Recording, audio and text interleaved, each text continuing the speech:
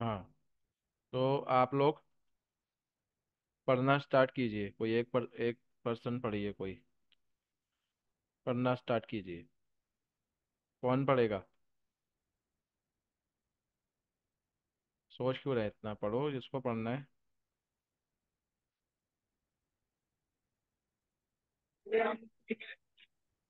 हाँ कनिका, पढ़िए। So first is the relationship between banker and customer depends upon the name of service provided by the banker. हम्म। तो पहला question है, वो कह रहा है कि बैंकर और कस्टमर के बीच में जो सर्विस दी जाती है उसके बेस पे रिलेशनशिप डिपेंड होती है ना। ये कर रहा है वो आपसे क्वेश्चन, कि जो भी बैंकर और कस्टमर के बीच में रिलेशनशिप इस चीज़ पे डिपेंड होती है कि बैंकर के द्वारा क्या सर्विस प्रोवाइड की जा रही है। तो क्या लगता है आपको, आंसर का क्या आंसर ठीक होगा? Sir, A. B. A answer sir होगा सर बी, B होगा। ट्रू। B. हाँ, ट्रू होगा। ठीक है, क्योंकि इसी चीज़ पे डिपेंड करती है ना सर्विस क्या दी जा रही है। ठीक है, चलिए आगे पढ़िए। सर कौन सा? सर सेकंड जो है ये the term customer has been defined in. हाँ, तो सेकंड क्वेश्चन नंबर 2 बोल रहा है कि जो कस्टमर टर्म है वो डिफाइन किया गया है, किस में डिफाइन किया गया है? सर हाँ, सी बैंक। सर टी में है। नहीं, पीएमएलए एक्ट 2005। पीएमएलए एक्ट 2005 2005 में में सर। डिफाइन किया गया है, अभी डी बताया था डी कुछ देर डी डी। पहले, डी होगा आंसर। अभी कुछ देर पहले ही मैंने आप लोगों को बताया इसके बारे में।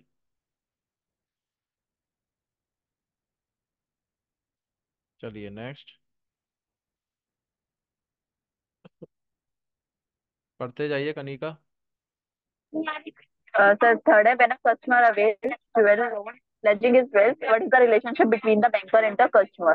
हाँ, क्वेश्चन नंबर 3 है, वो कहता है कि एक कस्टमर अपनी ज्वेलरी को प्लेस कर यानी गिरवी रखकर लोन लेता है, तो बैंकर और कस्टमर के बीच क्या रिलेशनशिप होगा। तो आपको बताया था कि अगर कोई भी मूवेबल प्रॉपर्टी को लेके कस्टमर अगर मूवेबल प्रॉपर्टी देकर कोई लोन लेता है तो उसे हम प्लेस करते हैं, है ना, बैंक प्लेस करता है। तो उस केस में बैंक प्लेज ही होगा और कस्टमर प्लेजर होगा। आंसर होगा इसका वी होगा आंसर। बी होगा सर। ठीक है, नेक्स्ट पढ़िए।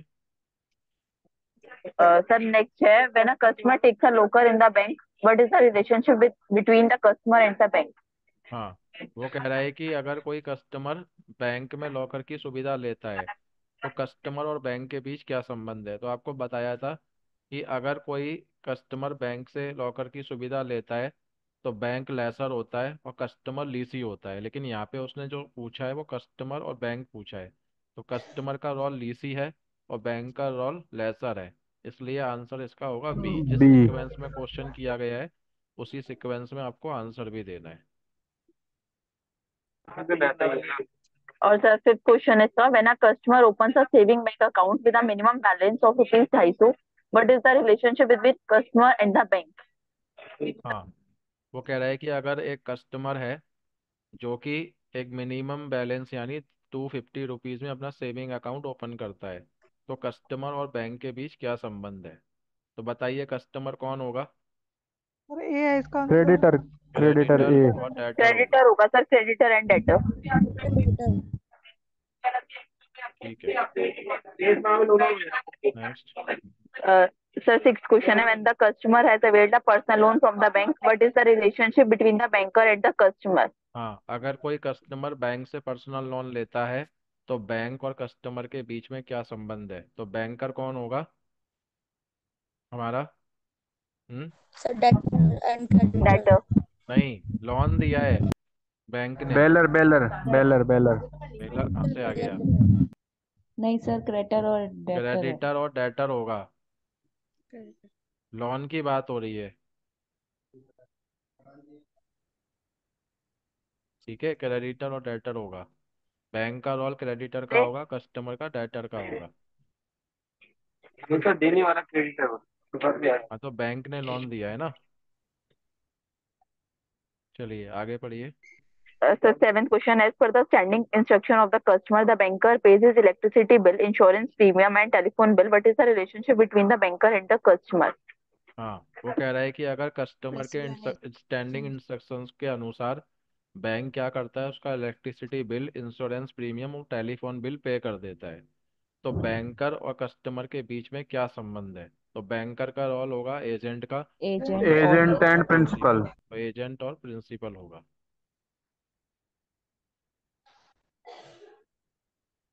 हम्म। So next question है, when a customer deposits the house documents for safe custody with the bank, what is the relationship between banker and customer? हाँ, तो अगर अपना क्या किया उसने, घर का डॉक्यूमेंट देके क्या कर दिया उसने, सेफ कस्टडी में अपना घर का डॉक्यूमेंट रखा, यानी सुरक्षा में रखा है बैंक के। ठीक है, वो कहीं जैसे बताया था ना, कस्टमर कहीं जा रहा है और उसको लगता है कि उसका कोई कीमती सामान बैंक की सुरक्षा में रखना चाहता है वो, तो उस समय हम सेफ कस्टडी की सुविधा कस्टमर को दे देता है बैंक। तो बैंकर और कस्टमर के बीच में रिलेशनशिप होगा बेली एंड बेलर का रिलेशनशिप होगा। So next है, when a customer deposits the house of the purpose of availing housing loan from bank, what is the relationship between banker and customer? कहने का मतलब क्या है कि कस्टमर हाउसिंग लोन ले रहा है अपना, तो हाउसिंग लोन जब हम लेते हैं तो मैंने आपको बताया था कि हम जब भी किसी भी इमूवेबल प्रॉपर्टी के अगेंस्ट लोन लेते हैं, कस्टमर को अगर कोई भी इमूवेबल प्रॉपर्टी का लोन दिया गया है, तो कस्टमर से हम क्या करते हैं, उसका जो प्रॉपर्टी का डीड है, उसका ओरिजिनल डीड अपने पास मॉर्गेज कर लेते हैं। तो बैंकर जो होता है वो मॉर्गेजी बन जाता है और कस्टमर मॉर्गेजर बन जाता है उसके। गेजर बन जाता है। आंसर होगा डी।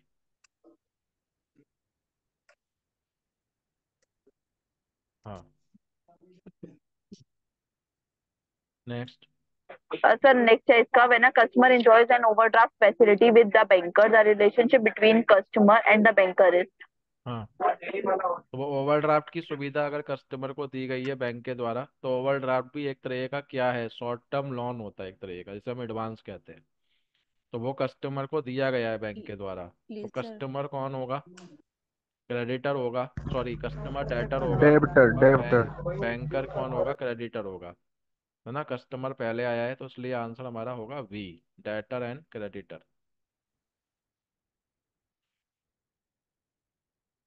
Sir, 11th है, when a customer creates a trust for the welfare of poor students by the name of Seva Dal Trust and appoints his banker as principal trustee, what is the relationship between banker and customer? हाँ, तो आपको बताया था कि अगर कोई किसी प्रकार का ट्रस्ट बनाया जाता है और उस ट्रस्ट में बैंक को ट्रस्टी अपॉइंट कर दिया जाता है, तो बैंकर और कस्टमर के बीच रिलेशनशिप क्या होगा, बैंकर ट्रस्टी होगा और कस्टमर बेनिफिशियरी होगा उसके। Benefit. C.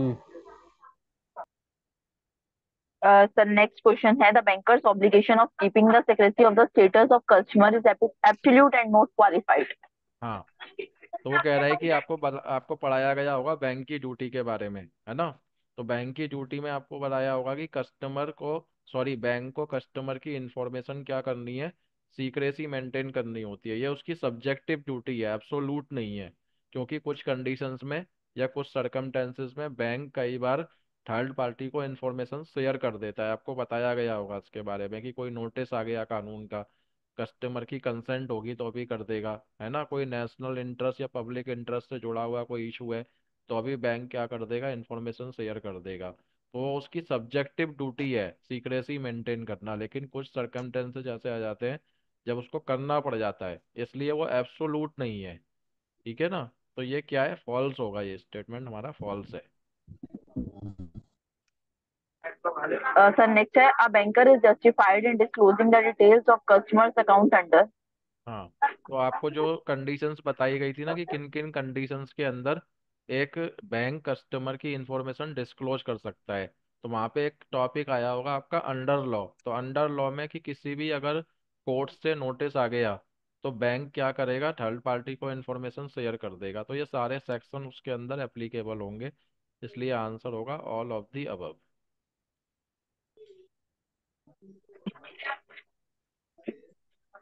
Hmm. So next question is, when a banker gives a written opinion to the fellow banker regarding the financial standing of his customer, the opinion is?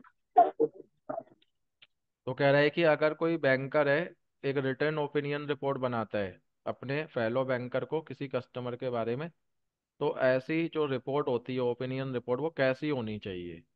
तो वो report confidential होनी चाहिए, है ना। अगर कोई ओपिनियन रिपोर्ट बैंक बना के देता है किसी दूसरे बैंक को, तो वो कॉन्फिडेंशियल तरीके से दी जानी चाहिए। So next question is, sir the customer sends a मतलब bill. हाँ,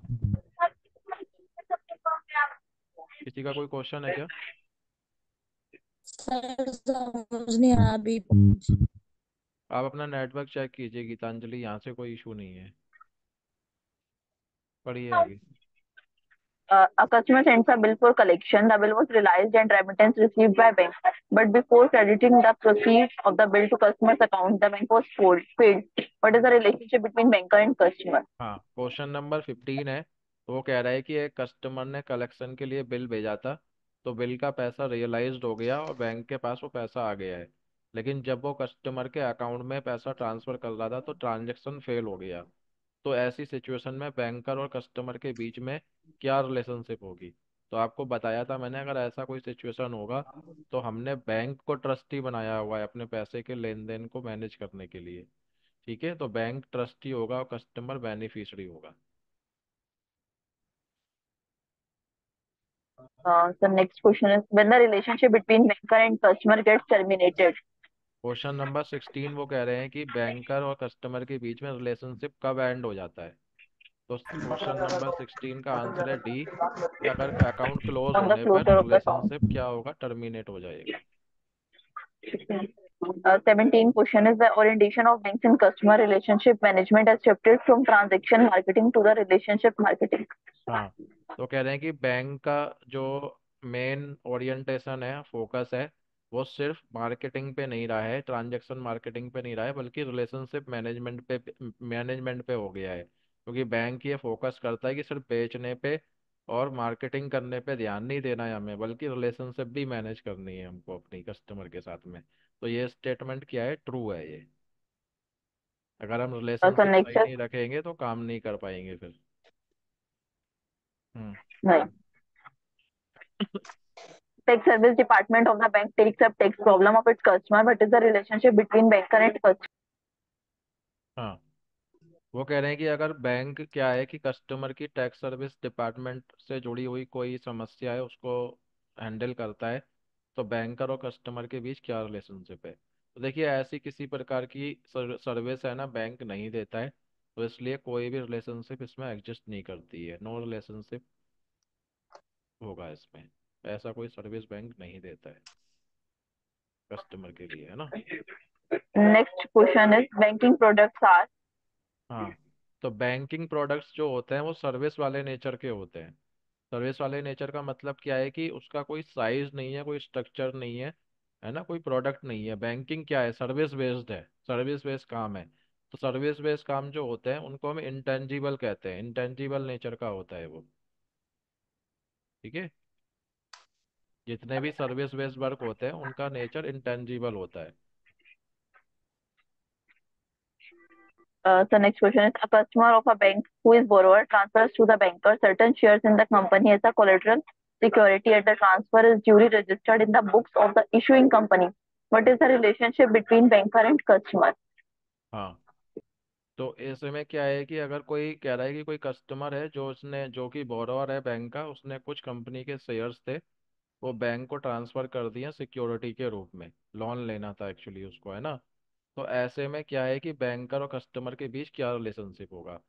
तो आपको बताया था कि कोई भी इस प्रकार का, अगर मान लीजिए कि मूवेबल प्रॉपर्टी है बैंक कस्टमर के पास, और बैंक को मूवेबल प्रॉपर्टी के अगेंस्ट क्या करता है, लोन लेता है, तो बैंक वहाँ पे प्लेज ही होगा और कस्टमर प्लेजर हो जाएगा। So next question is, bailor bailey relationship is applicable in. हम्म। तो बेलर और बेली रिलेशनशिप एप्लीकेबल होता है कब? जब कोई आर्टिकल सेफ कस्टडी में कस्टमर ने बैंक के पास रखा हो, है ना। सेफ कस्टडी बताई थी ना आपको सुविधा, कि जिसके पास लॉकर की सुविधा नहीं है, अगर किसी कस्टमर के पास लॉकर नहीं है तो बैंक के पास एक और ऑप्शन होता है कि किसी कुछ समय के लिए अगर आप अपना कोई सामान कोई आर्टिकल बैंक के पास सुरक्षा में रखना चाहता है कस्टमर, तो वो रख सकता है। ऐसी सुविधा को हम सेफ कस्टडी की सुविधा कहते हैं। तो इसलिए आंसर होगा डी। और जब सेफ कस्टडी की सुविधा होती है तो वहाँ पे जो रिलेशनशिप एग्जिस्ट करता है या क्रिएट होता है वो बेलर और बेली का रिलेशनशिप है। Next question is what relationship is created when the bank collects a check in clearing? हाँ, अगर कोई बैंक मान लीजिए कि चेक कलेक्ट करता है क्लियरिंग के लिए, तो कौन सा रिलेशनशिप होगा? तो आपको बताया था कि ऐसा कोई भी सर्विस अगर बैंक करता है तो बैंक एजेंट बन जाता है और कस्टमर प्रिंसिपल बन जाता है। एजेंट और प्रिंसिपल का रिलेशनशिप होगा यहाँ पर। Next is what relationship is created when the bank collects नहीं ये तो हो गया attachment order in respect of bank accounts is issued by. अभी बताया था आपको मैंने, अटैचमेंट ऑर्डर किसके द्वारा इशू किया जाता है? अभी हम कुछ देर पहले डिस्कस कर रहे थे इसी के ऊपर। अटैचमेंट ऑर्डर कौन इशू करता है? अथॉरिटी। टैक्स अथॉरिटी इशू करती है।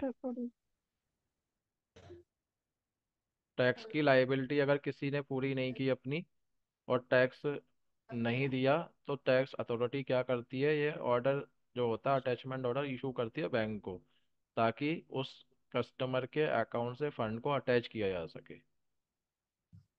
ठीक है, आगे पढ़िए। Next is a banking company defined as a company dash which transacts the business of banking in India as per. हम्म, तो बैंकिंग जो कंपनी है, बैंक क्या है? बैंक एक बैंकिंग कंपनी ही है ना? आपको बताया होगा ये। तो वो डिफाइन किया गया है बैंकिंग रेगुलेशन एक्ट 1949 के अंदर।